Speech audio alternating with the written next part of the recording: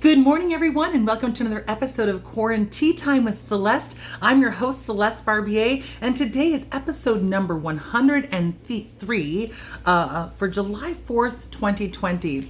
Now, first of all, what tea I'm drinking. Nothing's more American than apple pie, so I've got my caramel apple pie tea by Red Rose, which I'm wearing a lot of red roses today, and it is absolutely delicious. Smells and tastes just like an apple pie tea you would expect. It's got that this tea has this natural stevia sweetener, so it's a little bit on the sweet side. So for today, we are celebrating a birthday, and it is the birthday of America, because today, on July 4th in 1776, we amended the Declaration of Independence, okay? So today is Independence Day from Britain, and I thought that a great way to celebrate Independence Day would be to actually read the Declaration of Independence. So how about we read this together, because I personally have not read this in, let's just say, a few decades, okay? So today is the 244th birthday of the USA, according to the Declaration of Independence, when it was written. Okay, so here we're going to start it off.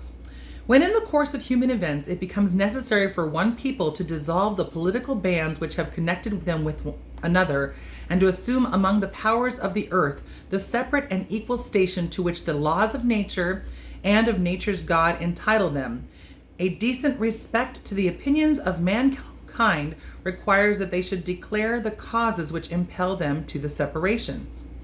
Okay, good start there, right? We hold these truths to be self-evident. There's that famous line. We hold these truths to be self-evident that all men are created equal.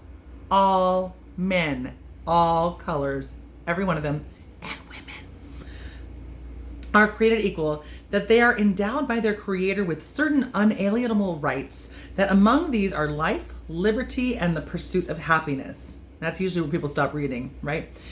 That to secure these rights, governments are instituted among men, deriving their just powers from the consent of the governed, that whenever any form of government becomes destructive to these ends, it is the right of the people to alter or to abolish it. It is the right of the people, and to institute new government, laying its foundation on such principles and organizing its powers in such form as to them shall seem most likely to affect their safety and happiness. Prudence, indeed, will dictate that governments long established should not be changed for light and transient causes, and accordingly all experience hath shown that mankind are more disposed to suffer while evils are sufferable, than to right themselves by abolishing the forms to which they are accustomed. But when a long train of abuses and usurpations, pursuing invariably the same object, evinces a design to reduce them under absolute despotism, it is their right, it is their duty to throw off such government, and to provide new guards for their future security. Such has been the patient sufferance of these colonies, and such is now the necessity which constrains them to alter their former systems of government. The history of the present King of Great Britain is a history of repeated injuries and usurpations, all having in direct object the establishment of an absolute tyranny over these states. To prove this, let facts be submitted to a candid world. Interesting. Very wordy. He has refused his assent to laws, the most wholesome and necessary for public good. He has forbidden his governors to pass laws of immediate and pressing importance, unless suspended in their operations till his assent should be obtained, and when so suspended, he has utterly neglected to attend to them. He has refused to pass the laws for the accommodation of large districts of people, unless those people would relinquish the right of representation in the legislature, a right inestimable to them, and formidable to tyrants only. He has called together legislative bodies at places unusual, uncomfortable, and distant from the depository of their public records for the sole purpose of fatiguing them into compliance with his measures. He has dissolved representative houses repeatedly for opposing with manly firmness his invasions on the rights of the people. He has refused for a long time after such dissolutions to cause others to be elected, whereby the legislative powers, incapable of annihilation, have returned to the people at large for their exercise. The state remaining in the meantime exposed to all the dangers of invasion from without and convulsions from within. Okay. So these are all the problems with the king. Continued. He has endeavored to prevent the population of these states, for that purpose obstructing the laws for naturalization of foreigners, refusing to pass others to encourage their migrations hither, and raising the conditions of new appropriations of lands, plural. He has obstructed the administration of justice by refusing his assent to laws for establishing judiciary powers. He has made judges dependent on his will alone for the tenure of their offices and the amount and payment of their salaries. He has erected a multitude of new offices and sent hither swarms of officers to harass our people and eat out their substance. Don't eat out my substance. Oops. He has kept among us in times of peace standing armies without consent of our legislatures.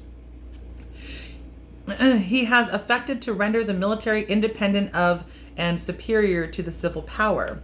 He has combined with others to subject us to jurisdiction foreign to our constitution and unacknowledged by our laws, giving his assent to their acts of pretended legislation. For quartering large bodies of armed troops among us. For protecting them by a mock trial from punishment for any murders which they should commit on the inhabitants of the states. Okay, right there, if you're paying attention, this is something we did not agree with, is using your military and your police power to commit murders that we cannot judge fairly by protecting them in mock trials. This has happened right here too.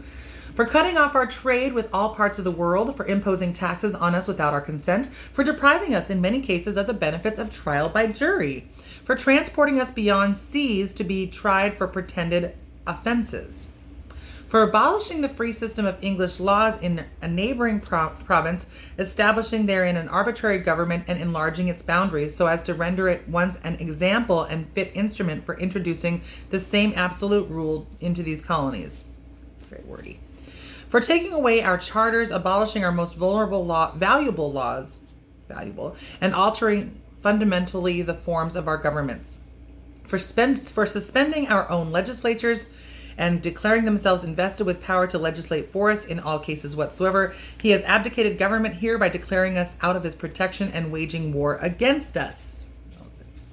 You can't be in war with yourselves, right? You can't have a governor or a ruling class that's got a war against you. He has plundered our seas, ravaged our coasts, burnt our towers, and destroyed the lives of our people. And it goes on. He is at this time transporting large armies of foreign mercenaries to complete the works of death, desolation, and tyranny already begun with the circumstances of cruelty and perfidy, scarcely paralleled in the most barbarous ages and totally unworthy of the head of a civilized nation. He has constrained our fellow citizens take captive on the high seas to bear arms against their country, to become the executioners of their friends and brethren, or to fall themselves by their hands. Basically, fight for us against your own people, or we will kill you. He has excited domestic insurrections among us, and has endeavored to bring on the inhabitants of our frontiers the merciless Indian savages, whose known rule of warfare is an undistinguished destruction of all ages, sexes, and conditions. That's still in our Declaration of Independence, by the way. That's still in the Declaration. This has never been revised. It has refused devery. I've never seen that word before. Refused devery stage of these oppressions. We have petitioned for redress in the most humble terms. Our repeated petitions have been answered only by repeated injury. A prince whose character is thus marked by every act which may define a tyrant is unfit to be ruler of a free people. Nor have we been wanting in attentions to our British brethren. We have warned them from time to time of attempts by their legislature to extend an unwarrantable jurisdiction over us. We have reminded them of the circumstances of our immigration and settlement here. We have appealed to their native justice, magnanimity, and we have conjured them by the ties of our common kindred to disavow these usurpations, which would inevitably interrupt our connections and correspondence. They too have been deaf to the voice of justice and of I've never seen this word either, consanguinity. We must therefore acquiesce in the necessity which denounces our separation and hold them as we hold the rest of mankind, enemies in war, in peace, friends. We therefore the representatives of the United States of America in General Congress assembled, appealing to the Supreme Judge of the world for rectitude of our intentions, do, in the name and by authority of the good people of these colonies, solemnly publish and declare that these colonies are, and of right ought to be, free and independent states, that they are absolved from all allegiance to the British Crown, and that all political connection between them and the state of Great Britain is and ought to be totally dissolved, and that is that as free and independent states they have full power to levy war, conclude peace, attract alliances, establish commerce, and do all other acts and things which independent states may have the right to do. And for the support of this declaration, with a firm reliance on the protection of divine providence, we mutually pledge to each other our lives, our fortunes, and our sacred honor. A lot of words on there. Now, something to keep in mind though, when this was written, this was mostly written for and on behalf of white landowners. Now, there are great things in here, but there are also things that we need to address. And but anyway, so this is our 244th birthday. That's the Declaration of Independence. If you haven't read it in its entirety, now you have heard it in its entirety. Sorry, I just was blah blah blahing through that. But there's a lot of words to digest, so you have to kind of break it down into 21st century jargon. But basically, the king was awful, and we wanted to have our own rights back as a country. So there's still a lot of work to be done to make sure that everyone is free and equal, and going back to the beginning, to be able to pursue life, liberty, and the pursuit of happiness. So happy 4th of July. Remember our history. Remember that there's a lot of things that we can still work on, but you can still be patriotic by believing and having hope that the country is always going to be improving for everyone. So thank you guys so much for watching today's QuaranTEAtime with Celeste. Make sure to have a nice, safe holiday. If you're gonna, I recommend staying home. I can't make anybody stay home, but I recommend staying home with your family and friends and having a little barbecue or a cookout, and just enjoy your weekend. So have a wonderful rest of your day.